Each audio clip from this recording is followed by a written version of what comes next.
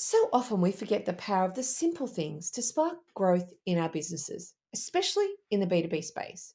In today's episode, I'm talking to someone who has leveraged the power of reviews and newsjacking, amongst many other things, and why that has been a game changer to massive growth for them and the space they have in the traditional industry that they have totally disrupted. Stay tuned if you want to follow in their successful footsteps.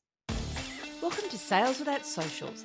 If you too are mentally exhausted from the constantly changing algorithms, you're not getting a return on the blood, sweat, and tears you put into your social media efforts, and know there must be a better way to market your business, then you are in the right place.